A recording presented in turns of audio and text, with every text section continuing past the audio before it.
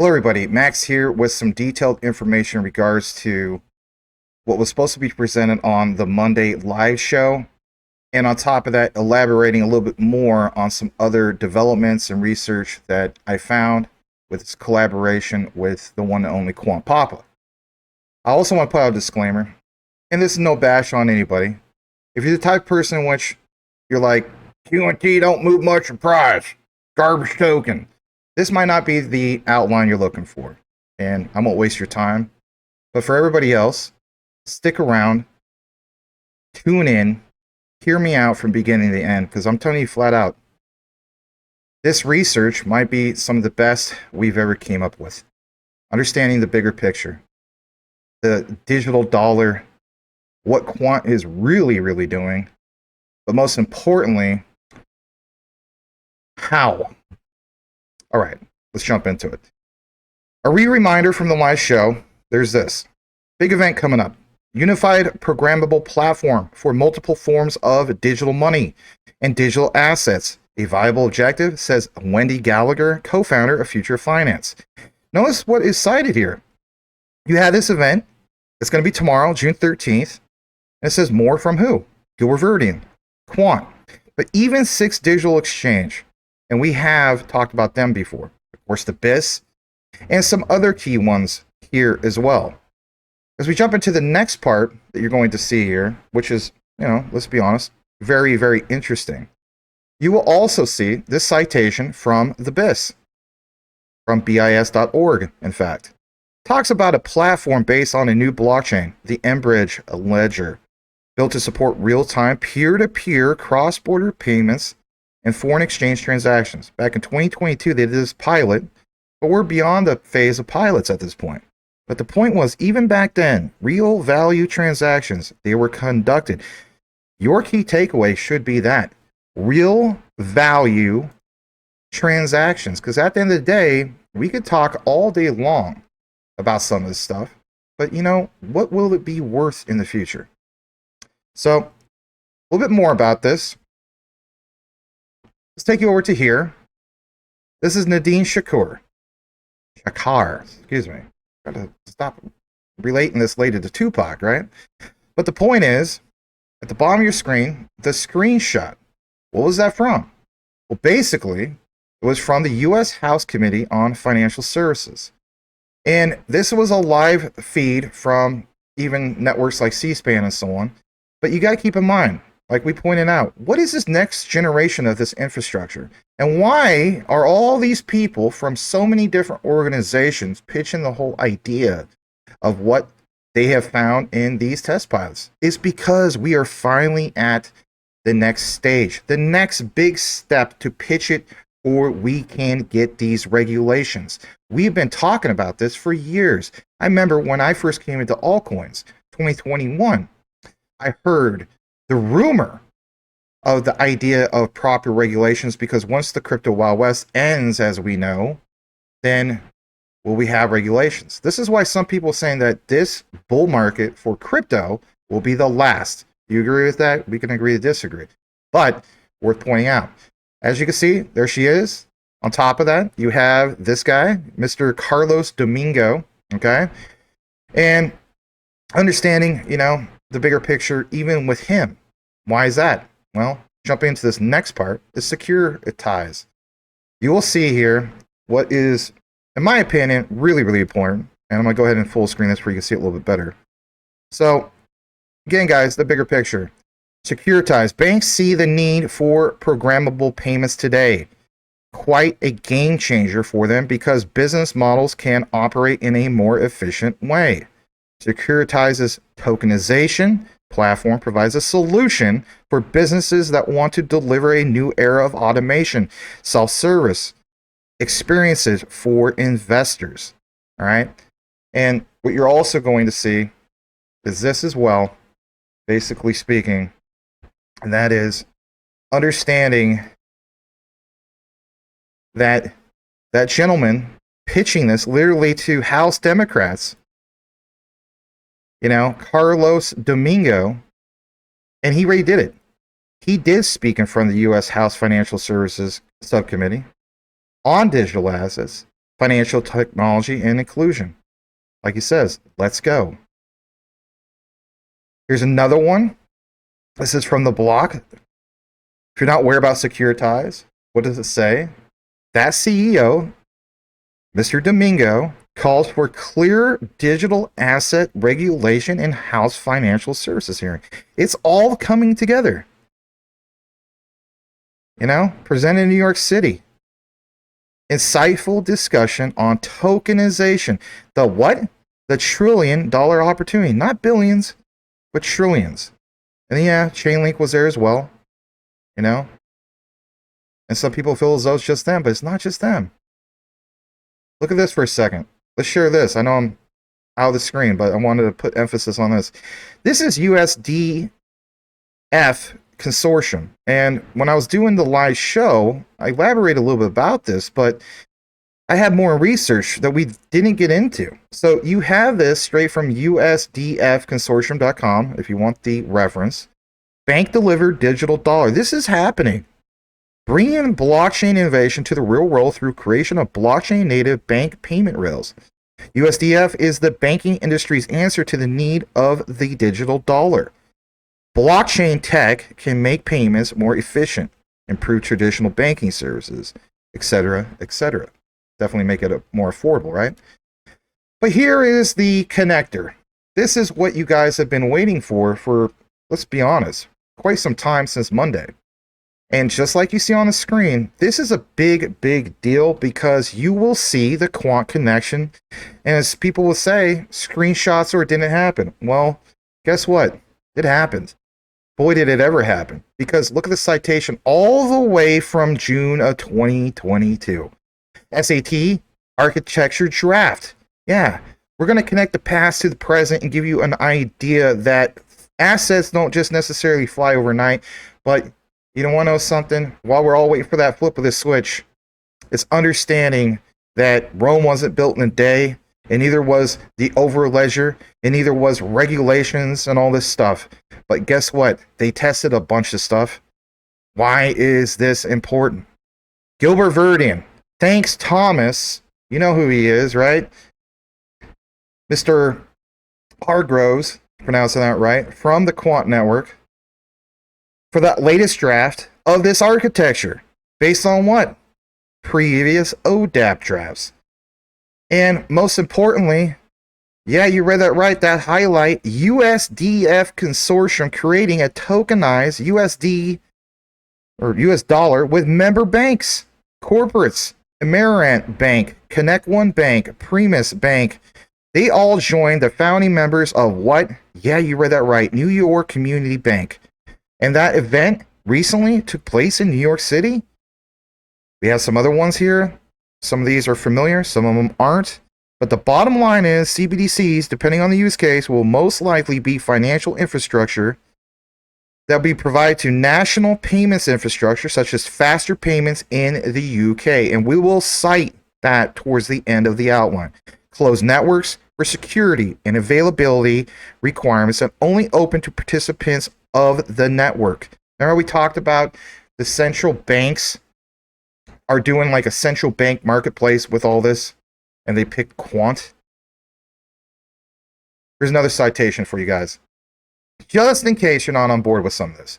U.S. House Committee on Financial Services. Look what it says. Wednesday, June 5th, they have this whole thing of the next generation infrastructure. How tokenization of real-world assets will facilitate a more, efficient payment rail, if you will. Boom. Back to the whole thing of Carlos Domingo of Securitize. That's why I cite him. That's why Quant Papa's bringing it, right? The Dean Shakar, she's part of DTCC. If you want to see that little clip, you could just go to the live section and you can watch that, just fast forward to it. But she was part of Depository Trust and, well, I should state that she's still part of it, and Clearing Corporation. She was also formerly part of who? Yeah, one of the biggest names of your institution, State Street. You got Robert Morgan, Chief Executive Officer of what? USDF Consortium. Going to the next part, Look at this citation. Gilbert Verdian says, congratulations to Nadine. This is a while back, but it says great achievements for what? Wider adoption of just that, you guys. Digital assets. More about this. Nadine Shakar, sorry, I apologize.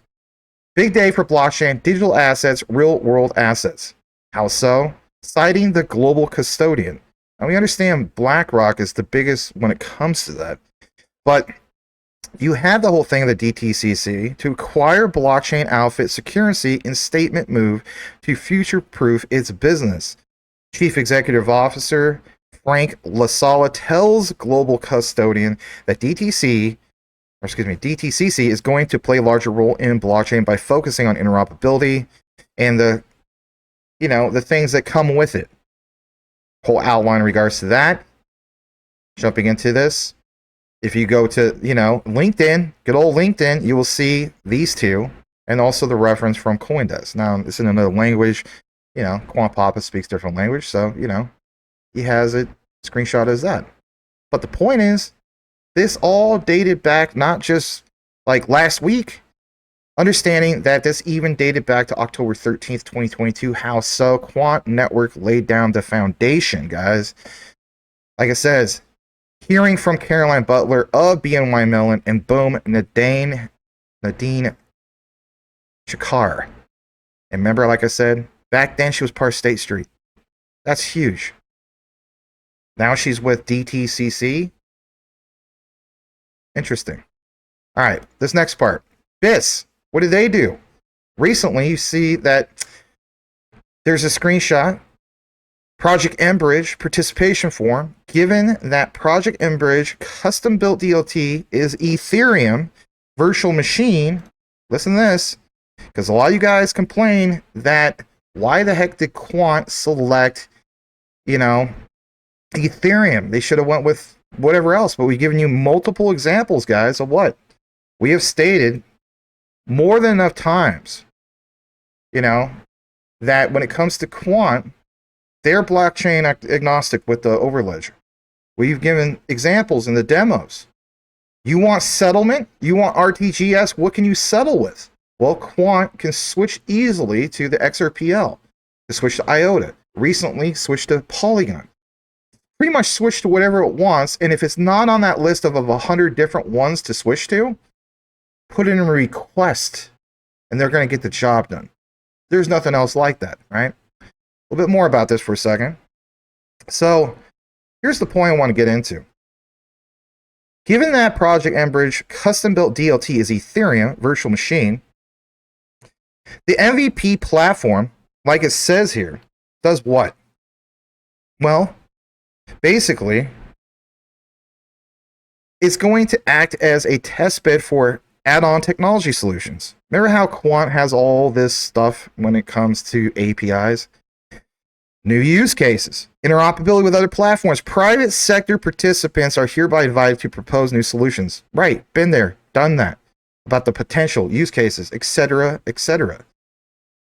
All right, the next part I want to get into, basically speaking, is I want you guys to see this, because you might not understand the bigger picture when it comes to EVM. All right, so EVM compatible blockchains, just in case you want a little bit of the nerd talk. They are important for numerous reasons, but most importantly, they provide solutions to Ethereum's challenges. This whole focus of being a deer in the headlight, like, yeah, that thing of Ethereum, it's garbage, ERC20, yada yada. Right? There's solutions, guys, to scale that up. We pointed that out before, but just in case you're still a naysayer, listen to this. These are, in fact, solutions to those challenges, such as high transaction costs, right? The gas fees, interoperability, and even scalability, enabling a more inclusive multi-chain experience for Web3 users. Dated when? December 2023, not that long ago. Even when we go here, because everybody's going to mention the whole thing about scalability, right? Well, I understand. I'm with you guys when it comes to that. Like, I'd be asking the same question. Here is basically your solution to tackle the whole thing of scalability. So, with EVM compatible sidechains, there's critical characteristics There's some that are designed to address the scalability issues that Ethereum has faced. Guys, bottom line is this. It's understanding the bigger picture, even with Quant, from a financial point of view, with the old traditional rails, if you will, TradeFi, right? How do we have something that's going to scale that up and bring it into Web3? It's not going to disappear, but it's, again, allowing that to have these bridges. Some people say, well, that's stellar and so on. I get that. But the whole point is offering faster transactions, processing lower fees. These chains cater to the growth, and that growing demand, I should say, for efficient blockchain solutions. This developer-friendly environment, look what it says. Developers who are already experienced with Ethereum find it relatively easy to adapt to EVM-compatible chains due to their shared programming languages and tools. It's not getting rid of the old code. It's making it easier. Overledger allows things to be easier because, as we know, going from basically 3 lines of code to virtually now, what, none? That was the big upgrade last time? That's big. That's game changer. And of course, we can compare all this stuff to some of these other ones, Arbitrum, etc., etc. That's not the point. All right, I want to give you guys some brief notes that was from Quant Pop. I will come back into the frame on this one. This is good stuff. So I want you to understand that, one of the things he pointed out in regards to the FUD for Ethereum and so on is understanding that, all this news that we shared lately, and even the last couple of years, every now and then somebody will point out the whole thing with Ethereum, and I'm not a fan of Ethereum. Don't think that I am. But, it's most of the news, I should say, that is dropped in regards to Quant. Again, this is some of the notes from Quant Papa, so it's not word for word, but he has pointed out these notes that I think is crucial to share with you. It's this news, and will this news shine and stand out at a later stage? For example, Rosalind news. Rosalind is not live yet, and all of the the whole notion. If you ask any investor out there, let's be honest about this. Hey, you Joe Schmo, do you know what Rosalind is? Maybe some of you guys are watching right now, and that's okay. They'll say something like, I don't know, is that like a flower, right? Well, can you eat it? Now, hear me out. It sounds funny. People already know the big brands, right? Your BlackRocks, your Swifts, and all the other mainstream brands. But ones like Nexi, Bank of International Settlements, possibly. What about ECB? What about Fiserv? What about some of the other ones, like the RLN, the Regulated Liability Network? If you ask the average guy on the street what the RLN basically is, 99.9% of them, let's be honest about it, don't know about it, don't care about it, because they just want to see that QNT's price is moving right now, and that's it.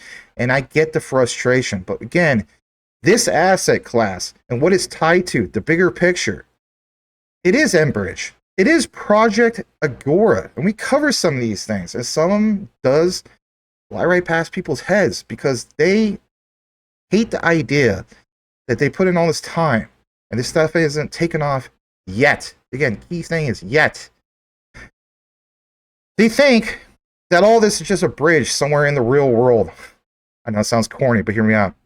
That only ISO holders recognize Enbridge. But if you think about it, they think, for example, XRP is on paper like, that's the key to this whole solution. And, this whole thing of like ETH and EVMs. But for some reason, most just ignore all of this, all the presented material. Let's be honest about that. They just say that XRP is a bridge currency.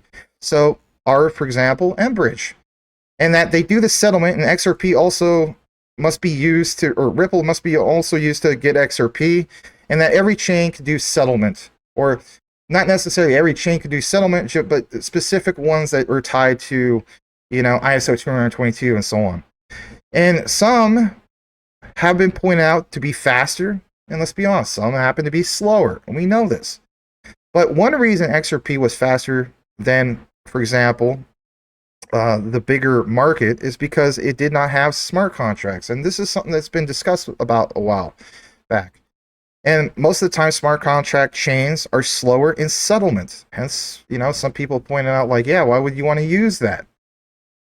But if a bank makes a private fork, and this is your aha moment of why we mention EVM, okay?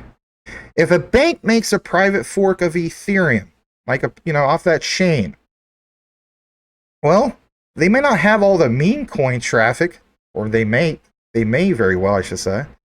And you may have all the retail investors on board, but you got to keep in mind, is the case for gas 1,000 times lower? And could it even be faster? I know it sounds bizarre, but you got to keep in mind, all this doesn't have the retail flows in the specific network that slow down ETH, for example. A lot of chains are actually a copy of these forks, for example, on ETH. Yeah, you better believe they are. What's an example of that? It's Avalanche.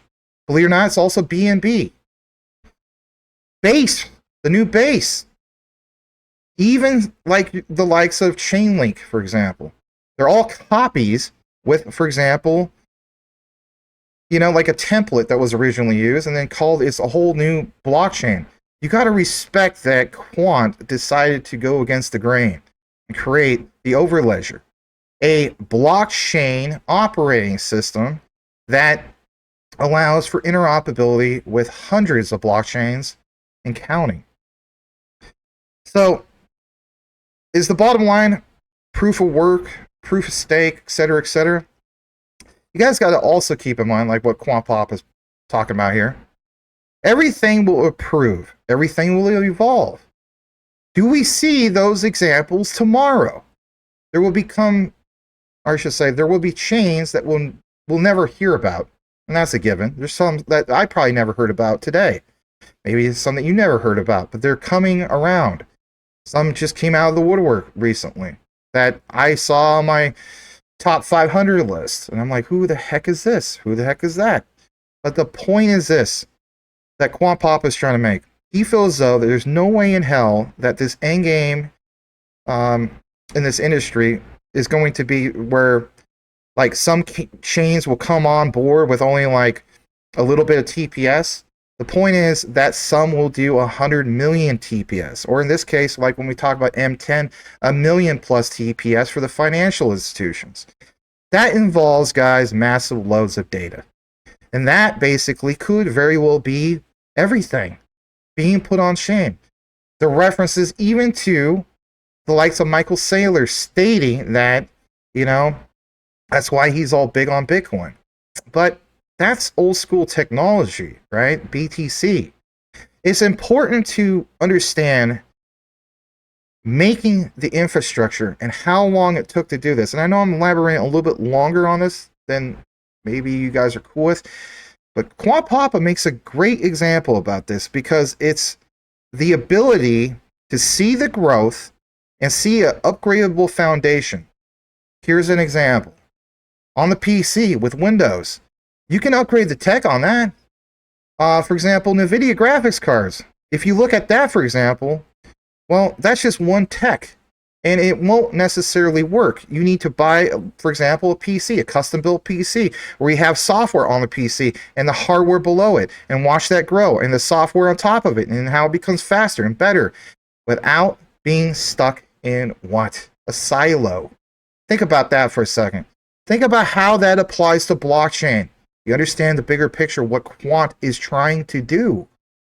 The key thing for all of us is understanding that even with video games, you will need hardware upgrades because those video games are more graphically intense and require a lot more system resources than the older models. Again, apply that to BTC, that older model.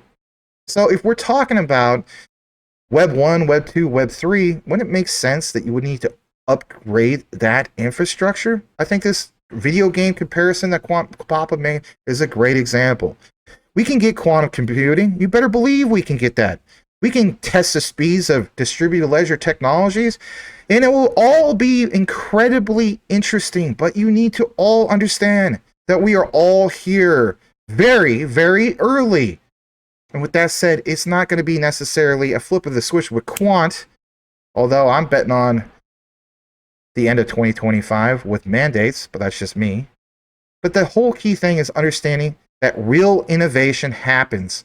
And for some people, they might not be cool with the whole idea of lasting more than 10 years. But when you look at AI, for example, and how they're inventing the new tech, you have to look back at projects like NVIDIA, and you have to understand that even at NVIDIA, it does seem as though that the humans are not even using their brain anymore. Here's an example. NVIDIA kind of uses AI to make better products. Literally, all the hardware that they make is for the future. And it's made by AI, an AI brain. Think about this for example, right? Enbridge in itself, the ledger is not quant. Now, some people are like, great, you just lost me on that. Hear me out. Quant Poppet feels as though he's almost 100% sure on this. Here's an example. RLN, the Regulated Liability Network, will connect to Enbridge. Hear me out. Same like Rosalind.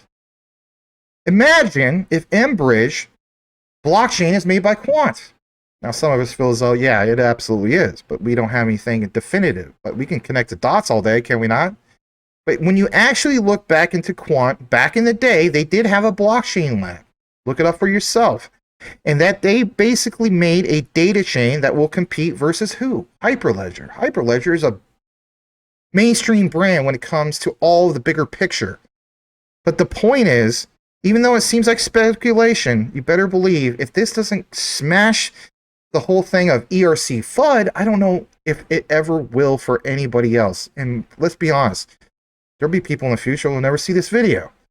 But you got to keep in mind, the whole point is what's going on with, private made chains by the banks. So I'm going to take you to that part. And I'm going to give you some actual, real illustrations. Why would I want to do that? Well, because I want to show you guys, again, the bigger picture. And that bigger picture is going to show you this. And what exactly is that? Well, let's take you to some of these examples. So here is a little bit more about digital money.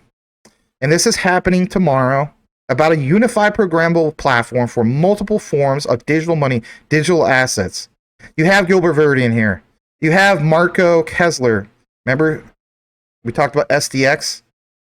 You have, for example, the head of Swiss Center Innovation Hub for the Bank of International Settlements, Morten Beck. You have some of these other people that you may not even be familiar with. But the point is what you see on the bottom. This is why we put so much emphasis on Ethereum. Because we understand, just like you guys, the complaints. The different models for a single programmable platform for all financial assets. The arguments for and against Ethereum as a model. Whether regulated entities need such an infrastructure. Right. Upgrading that infrastructure, that bridge, you guys, to the new tech. That's the bottom line. All right, I got to show you this. This is really, really good. This comes from this particular site, and it's called, or this PDF, I should say. I zoomed in more. This is a magazine. This is a PDF version. It's called The Patent Lawyer. This is from March to April 2024. Global reach, local knowledge. This is Patent Lawyer magazine.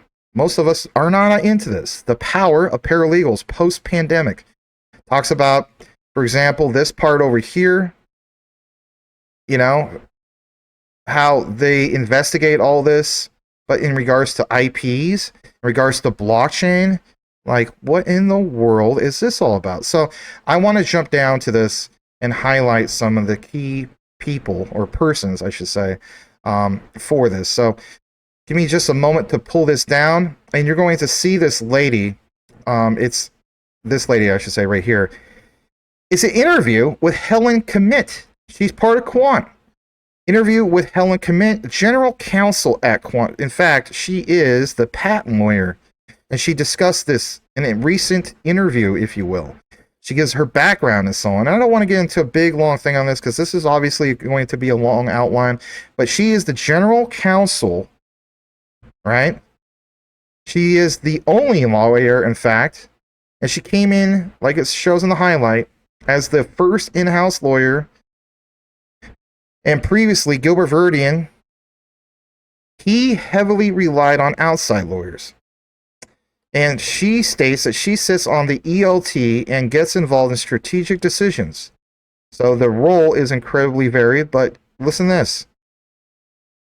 She deals with anything from NDAs. Again, how many times we talk about that? NDAs to very cutting edge work.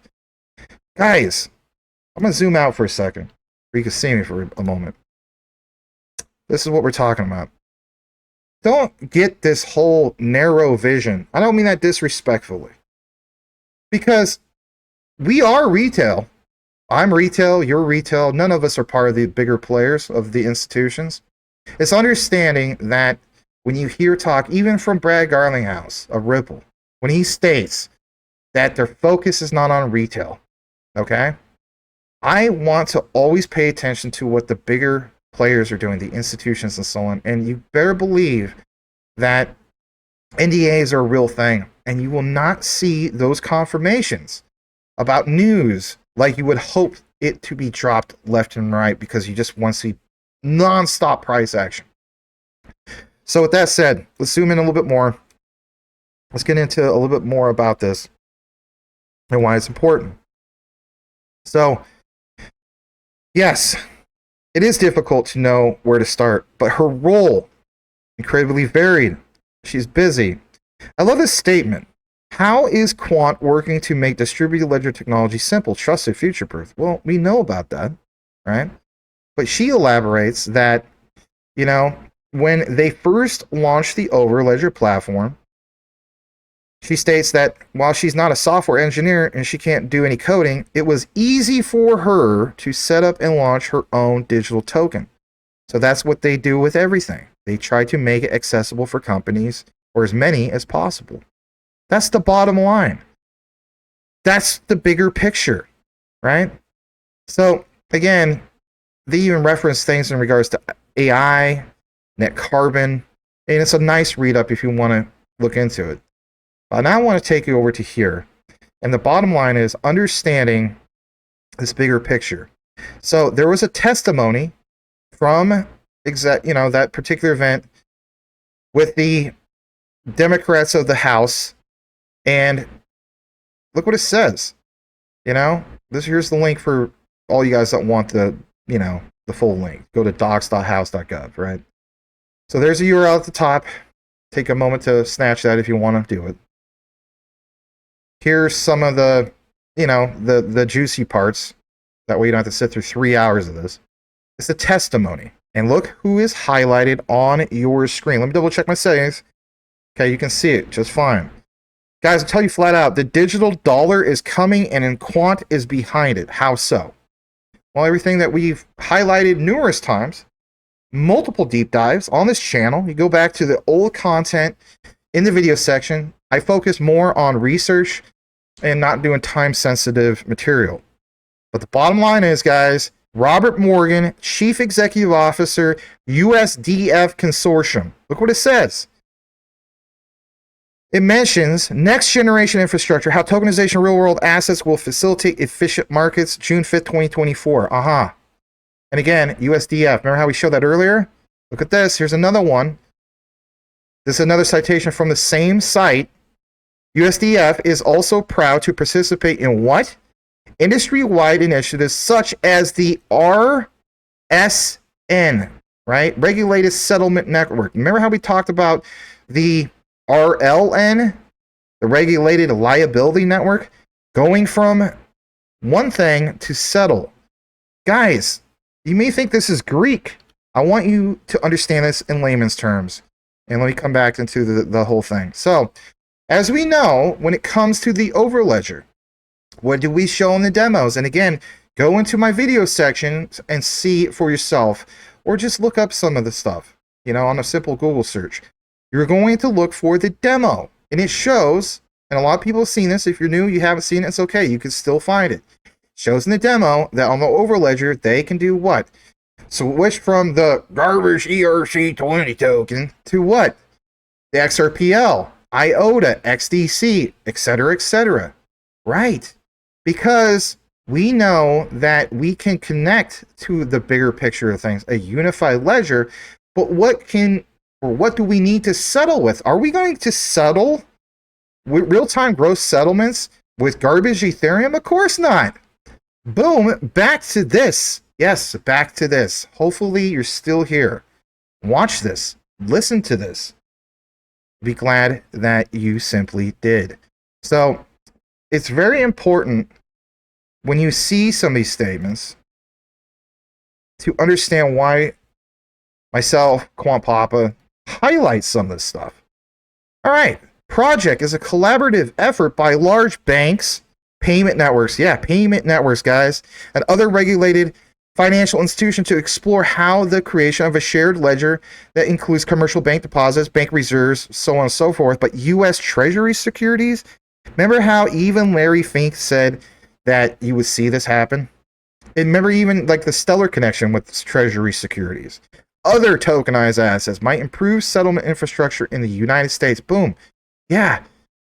Is this why ISO mandate is 2025? Because they need to introduce this literally to the House recently, and more importantly, what's happening in UK, in London tomorrow.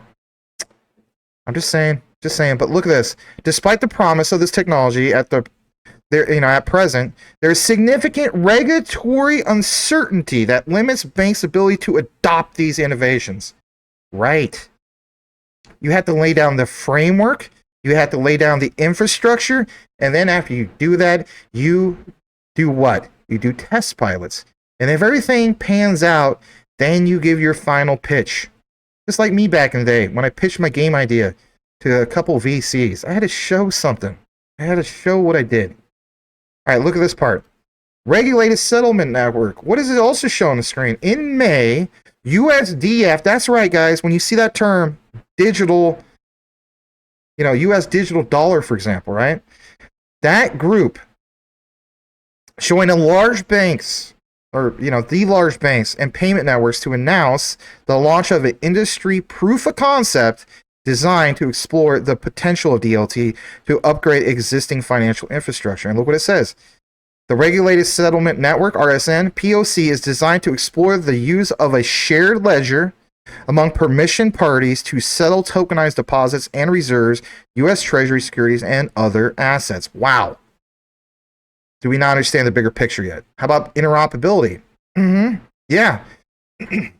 It's cited here, guys. Interoperability will be critical to the success of the technology. Bottom part states that, or actually I'll go back to the top for a second because I do like the part about the silo. There is an irony in the fact that in building technology meant to break down silos, we may end up recreating those exact silos. Right. Back to why Gilbert pounds at home all the time. As a result, interoperability between various DLT solutions will be critical to realize the potential of this tech. But look what it says on the bottom. The RSN POC is one such effort. By seeking to bring participants together on a shared settlement infrastructure, we can avoid creating new silos. Does Max have any more? Yeah, back to this. Gilbert Verdian, USDF Consortium, because guess what? Maybe you forgot about that part. Or maybe you're like, I don't want to listen to all this. I don't have enough time. Maximus doesn't do it in 15 minutes, and I just need to fast forward. Okay, fair enough. Boom, there it is again. Do we have any more? Yes, we do have more. Here's another citation from Gilbert Verdian. Yeah, Gilbert Verdian. So what does this show here? Well, it goes on to mention from the IETF, from mailarchive.ietf, if you want to look it up for yourself, because some of you guys, there's always about 5 guys that ask for citation. You will see this posted all the way back in 2022. Why do we point this out so many times? Because guess what? Digital assets located on private permission network that are accessible only to internal participants. Oh, didn't we just talk about this? Yeah, we did. And members of the network or consortium. Did we not just mention that? Recent examples, emergence of private stablecoins, which are regulated form of tokenized money, have a wider use case and financial services. They challenge the challenge, excuse me, they face is that they are only accessible and transactable to participants and only on the particular network. Some examples are, for example, what's going on in Japan, run by a consortium of 74 of Japan's biggest banks and firms that look to roll out the digital currency. And boom, right under that is USDF. Once again. And who's all part of that? All these ones we talked about earlier. Boom. But New York Community Bank, interesting. More interesting is CBDCs, depending on the use case, will most likely be financial infrastructure. You know, I cited this earlier, right? Such as faster payments in the UK, closed networks, security, you know, available to the participants on the network. What participants? And then another thing, does it reference Quant? Yeah, because they are the ISO TC307 standard. Yeah, standard. Look at what it says, guys. Wider standardization effort. So these efforts, and back then, this link, you see it says remit. Remember that Quant back in the day was called remit. Huh.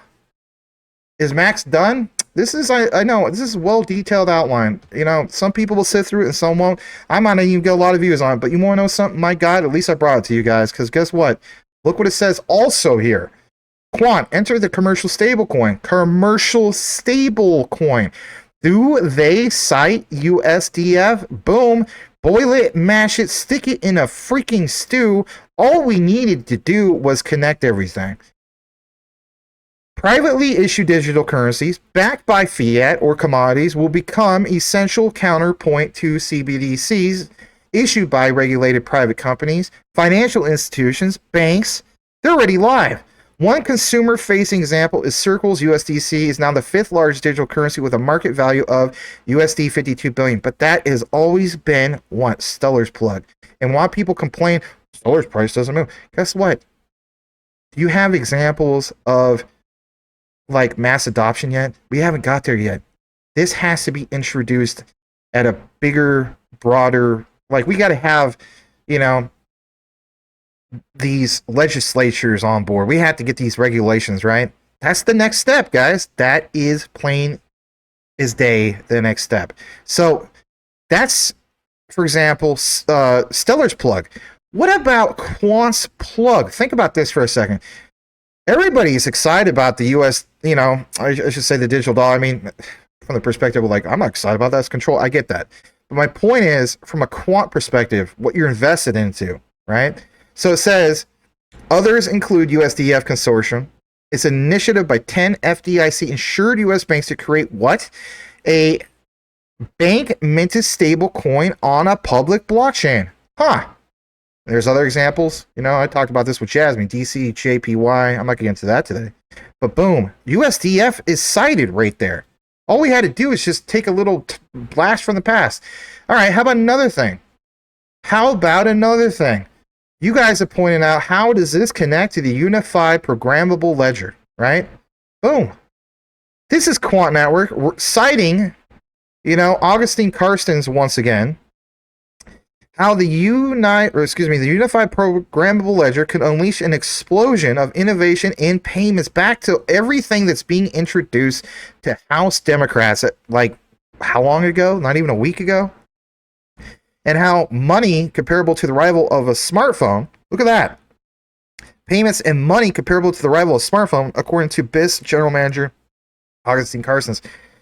Some people will say, well, Max, that's a stretch. Is it really? This is the guy who's in charge of the central banks. And for all the people who are like, well, Quant can't do it.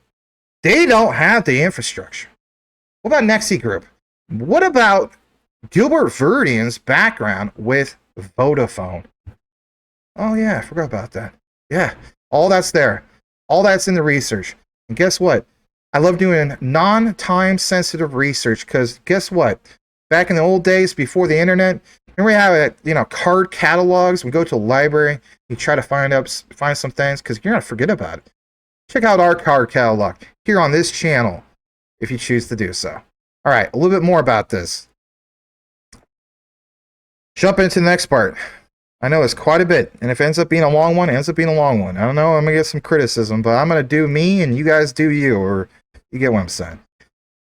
Look at this. Quant Network, August 1st, 2022. Metaverse consists of separate walled ecosystems owned by tech companies and communities. A single unified open environment may never emerge. That's why interoperability is key. Writes head over communications. Aha. Right. How can you have these concepts if you don't have the interoperability? Exactly. All right. You want a little bit more to pound at home about a unified ledger and Quant being behind it? You still not with me on this? Maybe I lost a lot of people because they're like, I don't have enough time to listen to all this. Okay, I get it. Who is to say that you have to watch it all in one bang? If you watch Netflix, do you just binge watch for a whole week straight? No, you can just pause this, come back later. Look at this. Exciting opportunity for private sector institutions. Project Agora is the first initiative to explore the Bank of International Settlements concept of a unified ledger. Application close in 2 weeks. Application for central bank tokenization. Project Agora. Boom. Tokenized deposits, central bank money. Back to everything we've been talking about for the longest time. All right, how about this other thing? We just talked about the RSN. We did talk about POC, did we not? They envision an interoperable network for multi-asset transactions that aim to operate on a 24/7 programmable shared ledger. Boom, another Quant reference. This time's from Deloitte. You know, some people say, oh, unless it says it on the site. Come on, give me a break at this point. Want to know why? You literally heard it from multiple examples. But again, building on the results of previous industry POC, this project will further research the settlement of tokenized cash and securities on a common system. Again, that whole concept originally with, Bitcoin, a peer-to-peer cash system. How many times do you see Gilbert reference, Bitcoin in the past? Numerous times, right? And he actually was trying to pitch it before a lot of other people did. And said, hey, we need to get something going with this. And, some people just didn't understand it. That was all the way back in when? 2009. What about this? This is CoinDesk, guys. How long ago was this? Well, May 8th. That wasn't that long ago. U.S. financial industry to do what? Explore sharing ledger technology for multi-asset transactions. Oh, my gosh. Oh, my goodness. New York Innovation Center of the Federal Reserve Bank of New York will act as a technical observer. It's all coming. It is all coming, and people just don't realize it. And do we have a RS example? Yes, we do. But before we get to that, I wanted to point this out. Look at this. Who's sitting here? Citi, JP Morgan, MasterCard, Swift, Deloitte are among major companies with an interest in financial services teaming up to explore sharing ledger technology by simulating multi-asset transactions in what? US dollars. My goodness. So this whole thing, why are people still listening to the biggest liar in the financial sector, which is Jamie Dimon? He talks out of both sides of his mouth, Absolutely he does. Remember the reference of telling everybody, don't be buying any Bitcoin. And then what does he do? He goes out and buys it the following weekend. Tells all his employees not to buy it because he wants to buy it up. Here's another example. JP Morgan is literally listed right there. Plain as day. How many deep dives did we do in regards to JP Morgan and Citi and the Quant connection, right? Talk about Parcher as well. So that's all there. Reconnected all that in the past.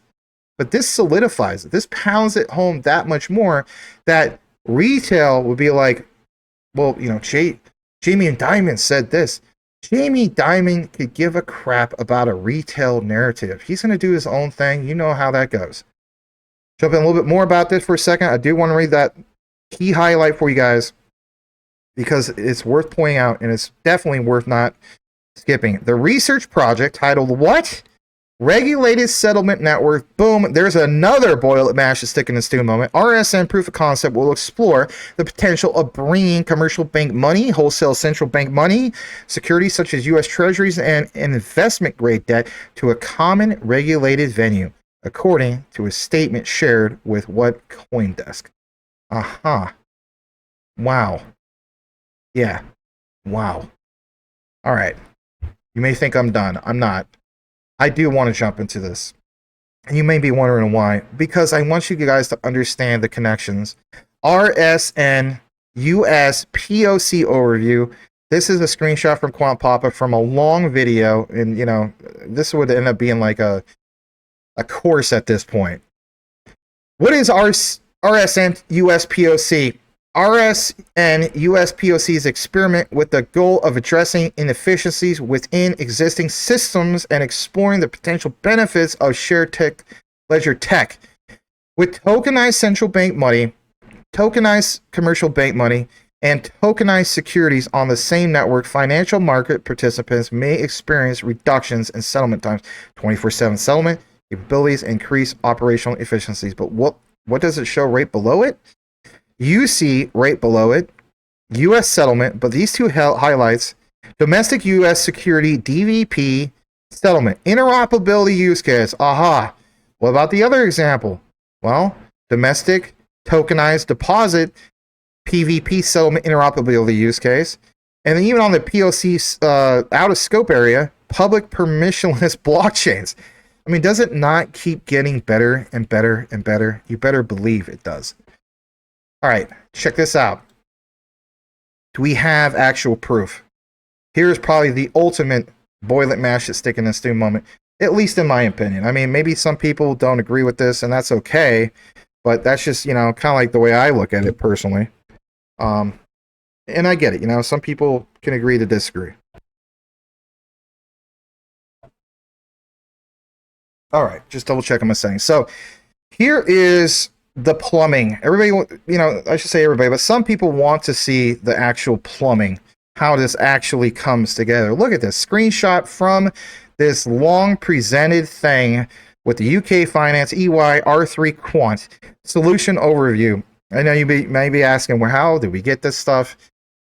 Guys, I hope there's somebody that appreciates this, because we want to know something. Know what you have, know why you freaking hold it, for crying out loud. Don't let anybody from this retail narrative say, oh, Quant not moving. You need to get out of that garbage token. Just understand the bigger picture, you know. Lock it away, hold it for a while. You'll be glad that you did. Your kids and grandchildren will thank you later, okay? All right. Core RLN infrastructure. Look what it says on the screen. I'm not in the frame. Who cares? Nobody needs to look at my mug. You know, I'm an investor just like you guys. Third-party integrations, business applications, common RLN API layer, RLN API, and look what it says, messaging and PKI services. Interesting. Understanding that ISO 222 goes live. Remember how he always says Quant will complement it? Yeah. Quant is part of that mix. Some of these guys, and I've seen them, they're saying that ISO TC 307 has nothing to do with ISO 222 and that Quant's garbage. Wow. Bad research, right? So look at what it says. Messaging and PKI services, Quant's there. Common RLN orchestration and programmability layer. State management, programmability, boom, Quant. Workflow orchestration, the Overledger. People wanted to see these examples. So we understand R3 with, R3 Corda, XDC bridge. That's huge in itself, and I will do an outline in regards to that. I might even cite some of Tokenizer's research because he's been killing it, right? But this is Quant. So, again, R3, even with Quant, that was a big thing. But look what it says. Shared Ledger, API Gateway, R3 Corda, Digital Currencies app. So that's your plug with R3, and that's just beyond massive. Then you have the Open Banking API. We talked about that before with the, I think it was the RLN Sandbox, if I'm not mistaken. It actually was Bank of International Settlements, Bank of England with Project Roslyn. Excuse me. That's the correction. But look what it says on the two other sites. Yeah, exactly. Back to Roslyn. Bank of England, Roslyn Sandbox. In the middle is Quant. Right. And then you have this other one with DXC. So It sits at the table. If anything, it's most of the table. You know, Quant is the table. You know, maybe some people say, well, then R3 is the legs. So that's a good analogy, right? That's awesome to see some of this stuff. All right, here's another citation. And if you're wondering where do we pull this from, this comes from this link from Vimeo. If any of the nerds want to watch it, it's 2 hours long. Vimeo.com/951444608 on your URL. You can plug it in. UK Finance, RLN Innovators Workshop. Right. This is not for retail. This is for them. But every now and then, you'll have somebody like myself, Quant Pop, and so on, will pop in and try to get you guys this information, crucial information, because it was a workshop that happened on the 16th of May. Yeah, UK Finance. UK Finance. And I'm telling you flat out, I even have more at the end of this outline that is crucial. How about this? API orchestration. Some people have been asking, requesting this. I don't want to see examples. Guys, this is people from, you know, UK Finance literally introducing this model for their country. And I'll show you even more proof at the end of why, like, you know, you want to hold some quant. Here's why. Third-party integrations, business applications, RLN API. Look how this is all connecting. Look how many times you see quant. I mean, at this point, do I even need to explain it? You know? But look, again, very bottom, RTGS API client. Boom. Real-time gross settlements. Again, back to the Overledger. And even says it. Quant Overledger, then authorized. All this has to do with what? The orchestration of tokenization. But if you want to do real-time gross settlements, then you can connect to the XRPL and some of these other ones. Right? This whole nonsense about, well, you know, I saw Ethereum, ERC20. Give me a break at this point. Check out this. Orchestration, programmability, a little bit more, UK Finance, Regulated Liability Network, the RLN, UK Discovery Phase, and what does it show in the middle? Integration Gateway. Huh. Look how this all flows.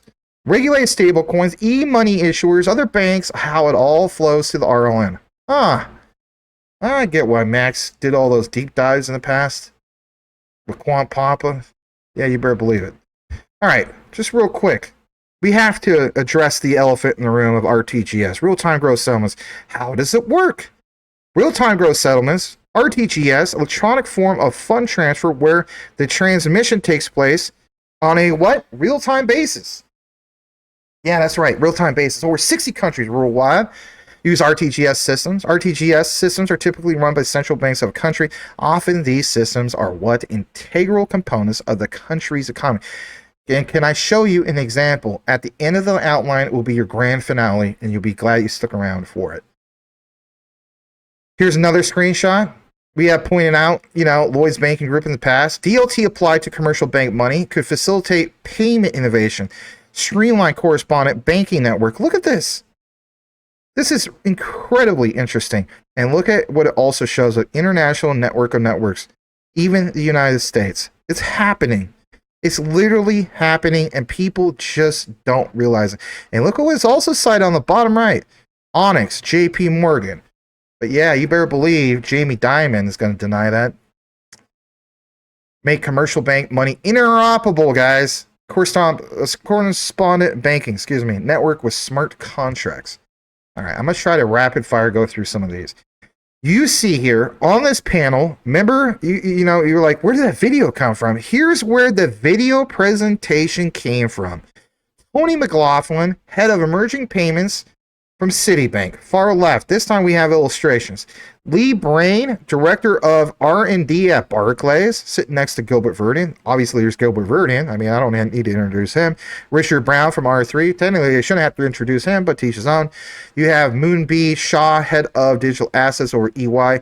And even on the far right is Peter Left. I mean, I know he's sitting on the right, but his last name's Left. All right, bad joke. Head of digital markets, Lloyd's Banking Group. That's where this all came from. Do you see anybody probably sitting here, you know, from a retail perspective, like, well, it's just a ERC20 token. Mr. Gilbert Verdian, I don't know. I can't use QNT to go buy myself a Mr. Misty or a peanut butter parfait. Give me a break, man. Give me a break, Jimbo. All right. Look at this. Quick refresh. Why are we here? Peter left. Lloyd's Banking Group. Again, the better the question, the better the answer, the better the world works. EY building a better working world. Huh. Back to some of that. We talked about that. But most importantly, regulated liabilities, the international network, and we'll just zoom in a little bit more if you can see it, of RLN initiatives, and people have stated the United States is never going to show up through the bigger picture. Give me a break. Look at that. You can't read that. I don't know what to tell you. Because at the end of the day, it is all about settling into a central bank money to play an important role in the RLN. Right.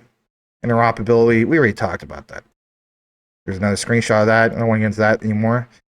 All right. How about this one, guys? How about this one for a second? This was yesterday. Gilbert Verdian posted this. Why am I pointing this out? He's giving you some old evidence, old education, where do you want to call it? But he posted yesterday.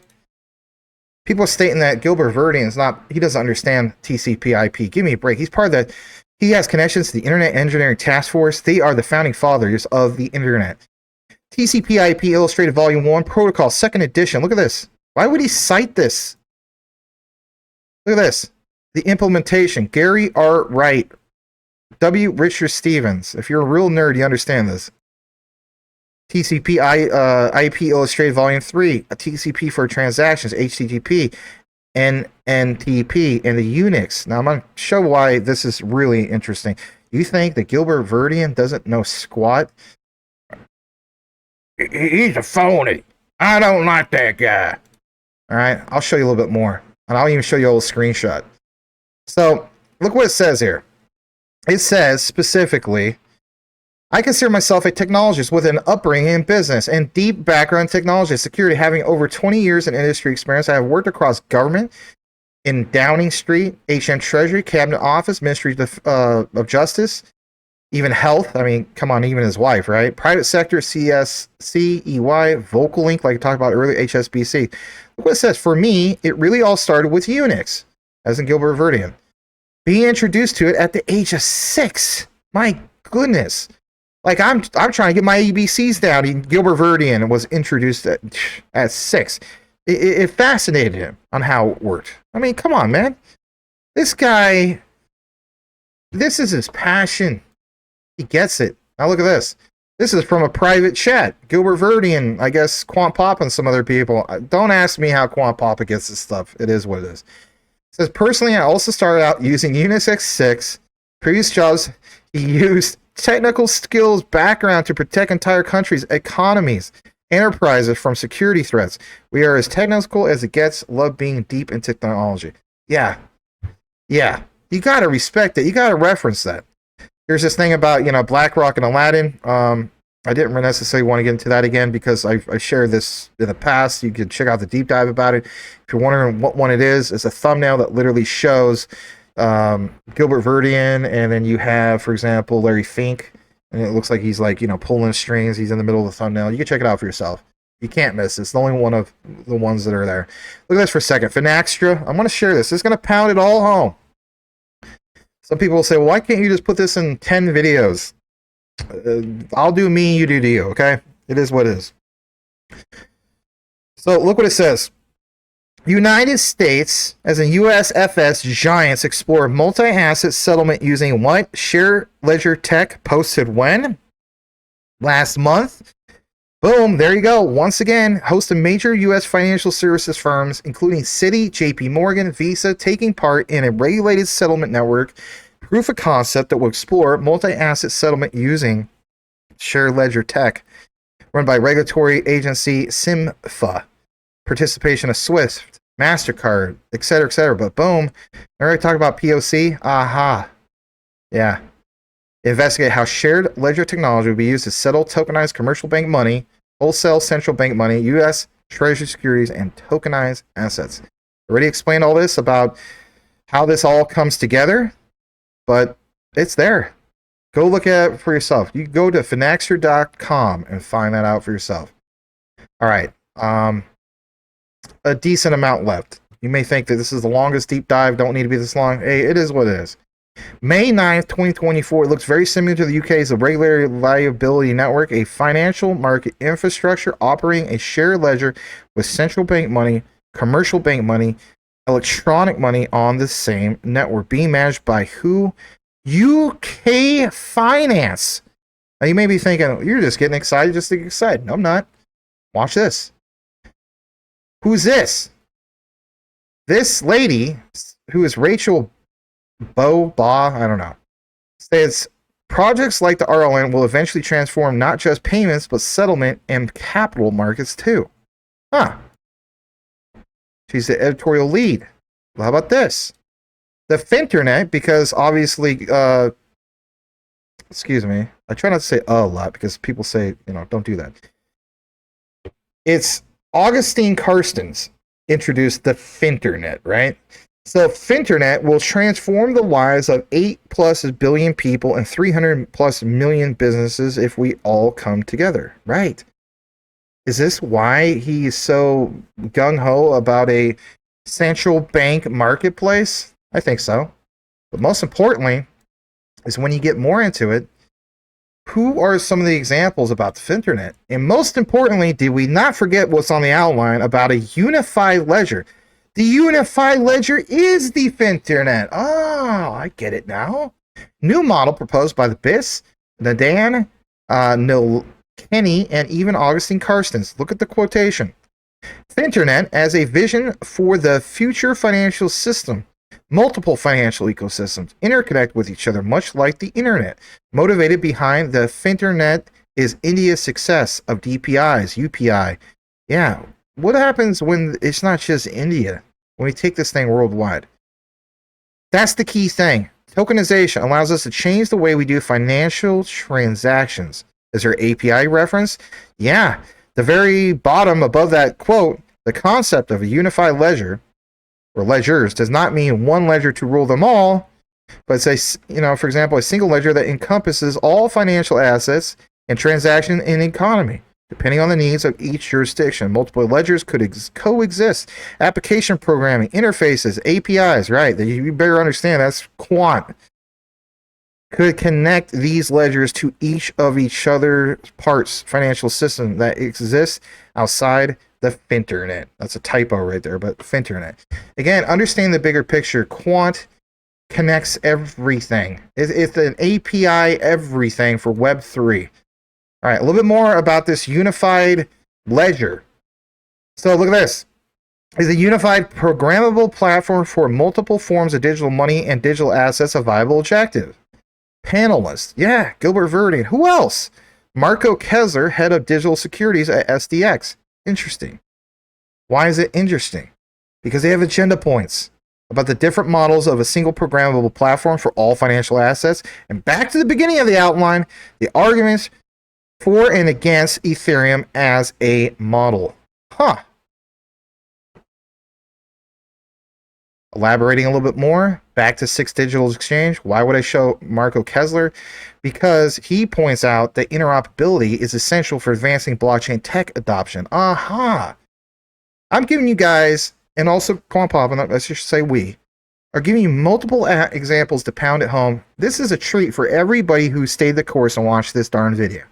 Everybody else, I'm just going to call it right now. There's going to be at least a few people you could totally tell they don't watch any of the presented material. And guess what? You'll see them. They'll be there.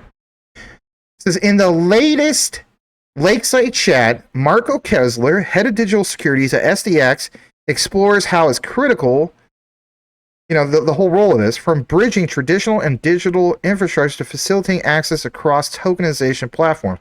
Let's examine how interoperability drives market evolution. Right. So I'm going to play this. Yeah, we finally have a video.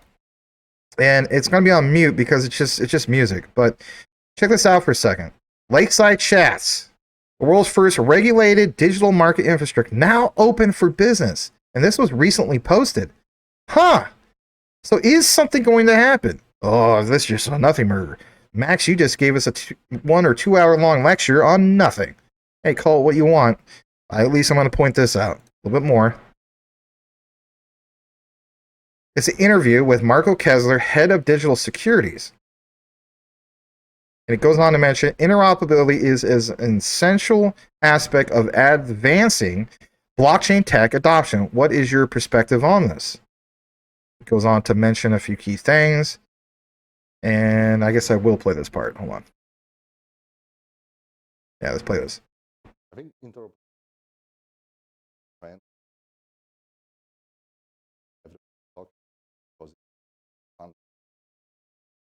facility of digital interoperability.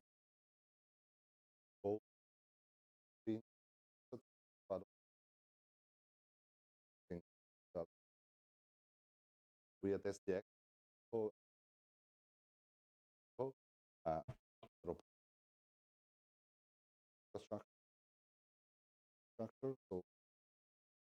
example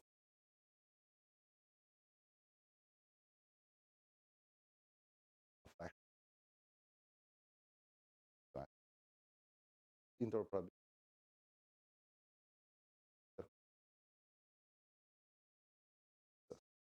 across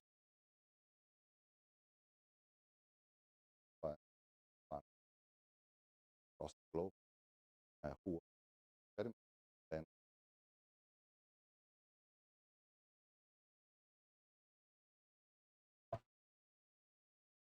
Okay. All right. So nice to be able to obviously share that, right? Jump into this next part. Still checking my settings. Tony McLaughlin, managing director at Citi. This is going to happen at this thing called Point Zero Forum. It's July 1st through 3rd, so right around the corner. But look what it says. On May 16th, May UK Finance, in partnership with who? The EY. Remember how we saw EY in that example? Hosted the RLN Innovators Workshop in London. Special event, right? And we highlighted all those key players. UK RLN Innovator Workshop. Yeah, we already did it. We shared that. So that was really cool to highlight that as well. Here's this one about the industry briefing.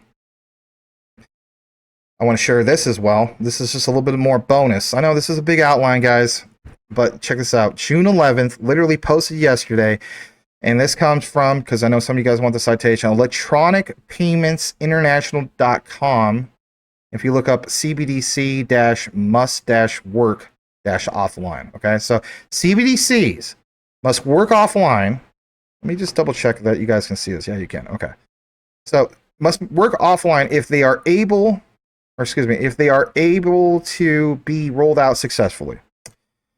Jurisdictions around the world are researching how to launch a central bank digital currency, but they have major challenges to solve first. None more so than how to make CBDCs work offline. Guys, the point is, this is published yesterday. This big event is coming up tomorrow in London. Who wrote this? Martin Hargreaves. Who's Martin Hargreaves? He's part of the Quant network, right? I mean, he's like, you know, Gilbert Verdian's right-hand man. So you see some of this. Talks about, you know, some of these things. But the point is recognizing this right here. There is no one-size-fits-all approach to offline CBDCs, with central banks exploring a range of design options. A research paper published by the Bank of England proposed that offline transactions could be done from a phone-based wallet via QR codes. Now, I will come back in a frame about this, because guess what? Is that an aha moment? Who is giving you little bits, teasers, if you will? It's Augustine Karsten, so the Bank of International Settlements. Notice how he mentioned about smartphones. He's not spilling all the beans because maybe, you know, again, back to that lawyer's reference about what? About NDAs. But if this doesn't spell it out for you, I don't know what will. And let's face it, most of the people who tuned in probably didn't watch from beginning to end. And I get it.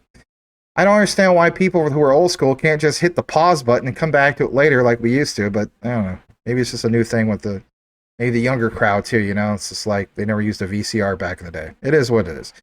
But I definitely wanted to put some emphasis on that because, man, in my opinion, that's an absolute bombshell. All right, a little bit more about this.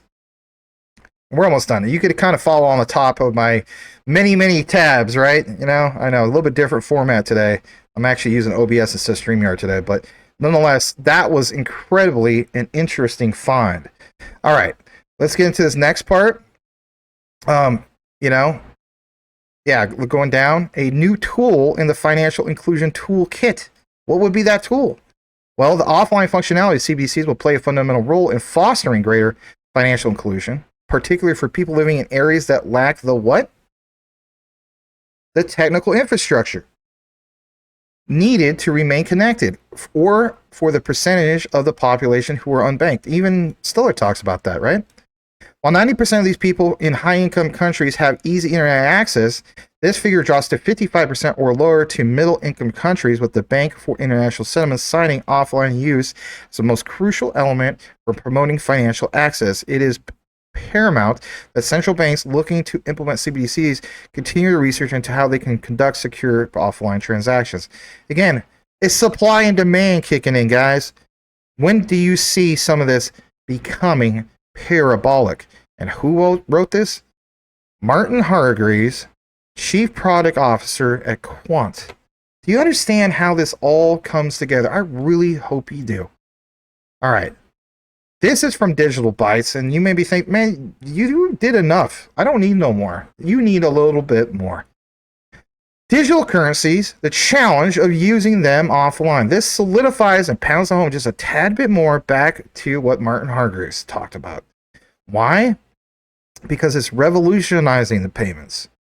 Like it says, the reality is far from 2.3 billion of the world's citizens who do not have access to the internet. This is cited from the World Bank. They state that 1.4 billion people globally will remain unbanked. In addition to this, internet outages and the sheer volume of digital assets are challenges that Web3 faces on a day-to-day basis. So this whole notion that, we will, some people will state, we'll never see all this be accessed online. Tokenization only going to be a certain percentage. All right. That's no disrespect to anybody talks that way. I'm just saying that's just my whatever you want to call it. The whole key thing is understanding when you see statements of this, like when we go to deposit money into the bank and that transition of how it used to be, right? Unless somebody just is like, yep, I'm just going to put it all under my mattress, right? There is that. But now there's the whole thing of you just opened up over half of the world. You don't think that's going to be worth a heck of a lot of money? It has to be. At the end of the day, math don't lie. I could put 2 and 2 together any day of the week, right? So that's worth pointing out. All right, check this out. What more do we have that's worth obviously pointing out? Well, it's the bigger picture. Look what it shows here. Digital payments must work for everyone in society, in regards to these CBDC systems, whenever and wherever individuals and businesses need them. The ability to pay off or pay when offline could ensure this is achieved by providing a layer of resilience, as well as supporting inclusion, accessibility, and privacy objectives. And guys, here's where it's at. If this doesn't spell out what Quant is for you, I don't know what would. Look at the visualizations. When I used to teach, this is something that all the students loved, right? Sometimes I could talk about this all day long, but you got to have a picture at some point. You got to have video at some point. Funds preloading. Look at this for a second. If this doesn't explain what Quant's doing, I don't know what will. Funds preloading, offline exchange, transaction security, transaction synchronization, blockchain verification of settlement, and seamless and connected ecosystem. Everything that you see here is basically what Quant is doing. And if you're still wondering, well, it doesn't mention Quant. What's the source? It's actually Quant. So there's that. All right. Okay. We are literally at the end. I have to show you this. And then there'll be a video that will play at the end. Okay. Look what's cited here. Committee member, ISO International Organization for Standardization, June 2023 to present. ISO TC307 Blockchain Distributed Ledger Technologies, right? That's the Quant network standard. And look what is cited below it. Excuse me, below it. Committee member, BSI, June 2023 to present. The DLT /1, I guess you could say layer 1, blockchain and distributed ledger technology. And look what it says. This is what I was wanting you guys to wait for. UK's national standards body. This committee is responsible for the UK input into ISO TC freaking 307 and SEN/ all this other one, JTC 19. Wow. The committee is responsible for the UK's input into that. The national standards body. So the UK, if you're wondering, is it more just than Bank of International Settlements? Is it more than just, for example, Bank of England? Yeah.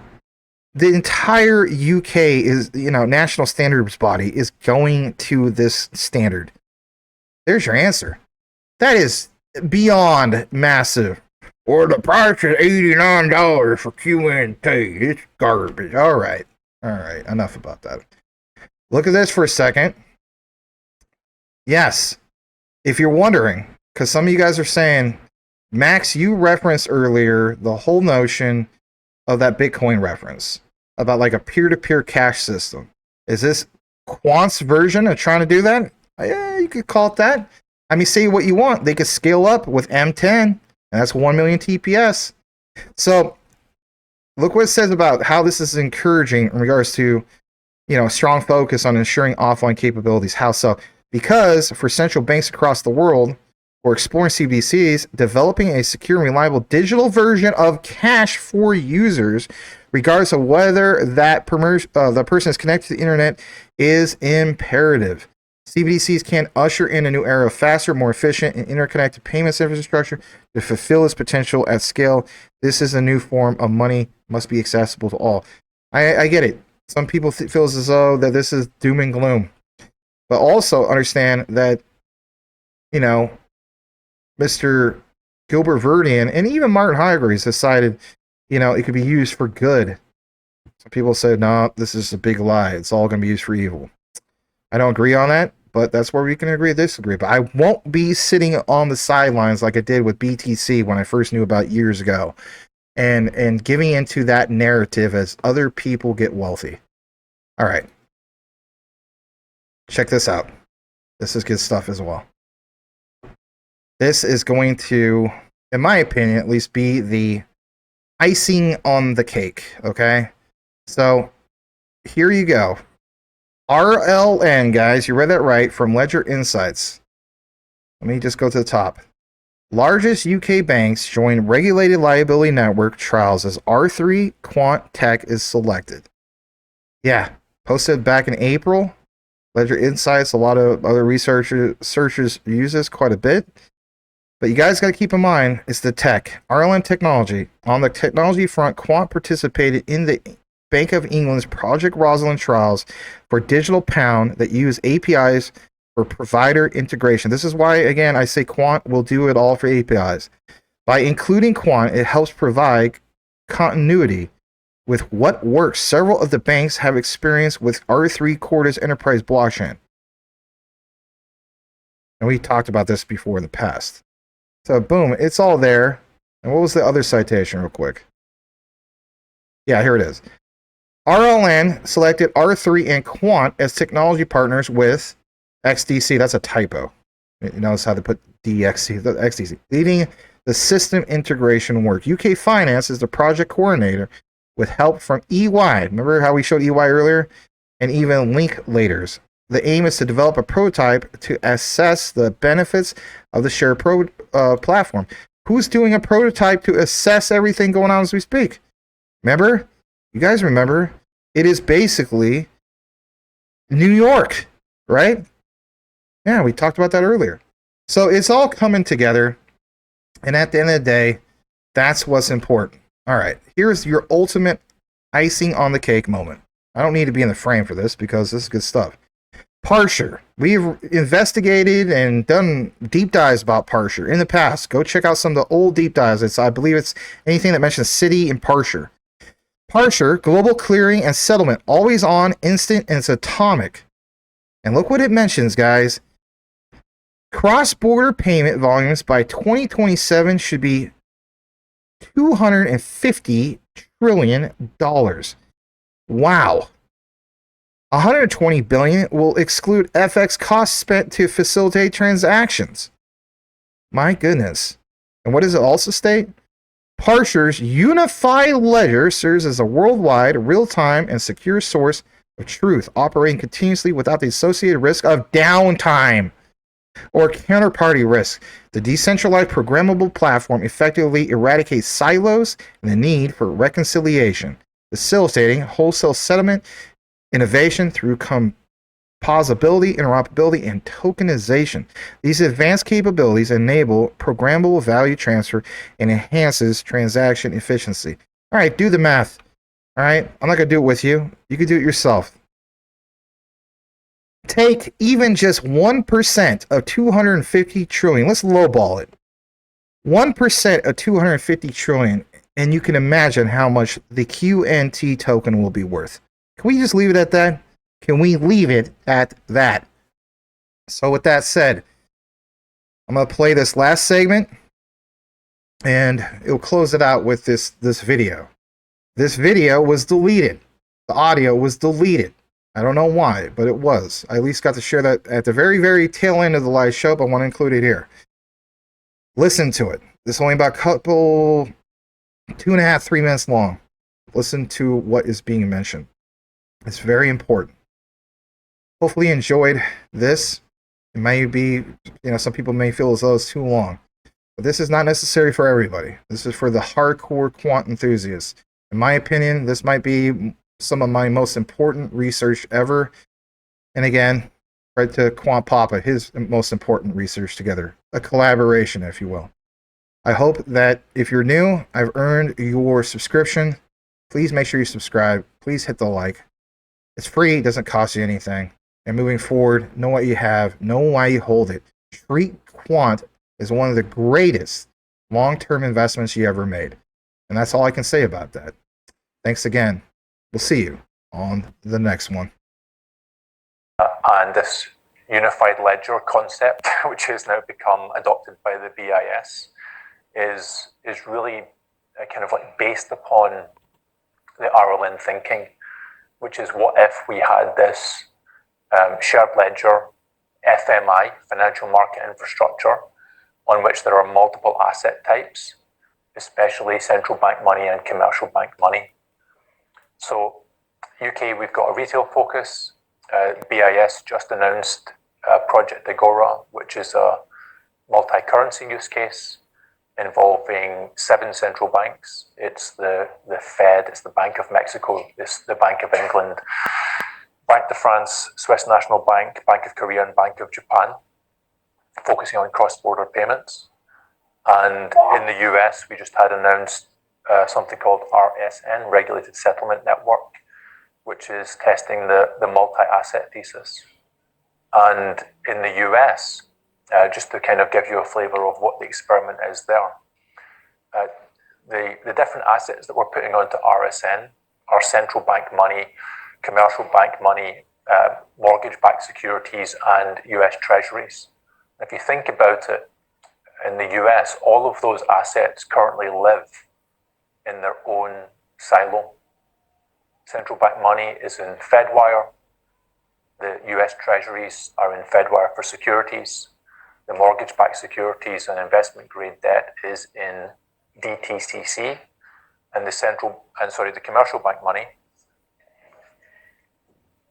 Okay, and the commercial bank money is in each of the individual commercial banks.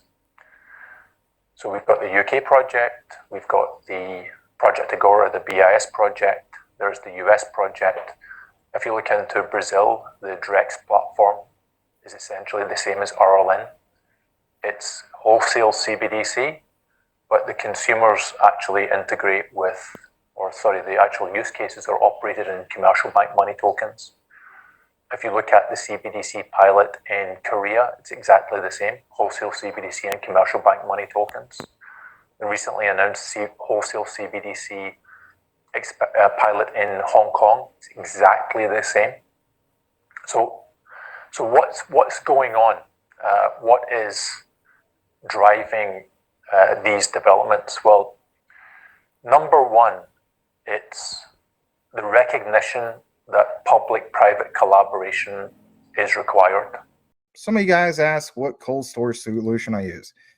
I use this, and it is the Decent wallet. All right. I also, of course, have a ledger like this. All right. You can get a discount basically from going into the affiliate link, which is in all the live video descriptions and recorded and so on. And for the yahoos that are out there, they're like, this is just a shield. And, you know, we'll point this out. And it's a great point. Were you aware that you don't necessarily get a discount link just going straight to the site? No, you actually have to go through a platform like this. So how cool is that? You know, I don't think anybody's complaining about that. But anyway, use the link, get a discount. There's another one here. If you're the type of person you want to get one for you and your, you know, significant other, you can get two of them. They actually have another promotion, which is this. And I think this is cool. You can get an all-in-one card wallet plus backup card package. Interesting. I thought that was cool. And again, one of the main key things I like about the Decent wallet is not having to do the red tape of, you know, jumping through all the hoops for XDC and the custom folder. I mean, Edward Vincent can vouch on that. Some of you guys can too as well in regards to Ledger. That was a pain in the butt. You don't have that problem. You literally open up your phone, it's on your app, track everything that's going on, right? And, you know, the saying goes, not your keys, not your crypto. You know the drill. Check it all out, though, if you wish to do so. It is truly the cold storage solution that I use for the most part. There's still some on Ledger that, you know, I kind of split it up on it and so on. So it is what it is. But if I have preference over one, I'm going with this one. A lot easier to use and so on. And some people, even to this day, still ask me which one to use.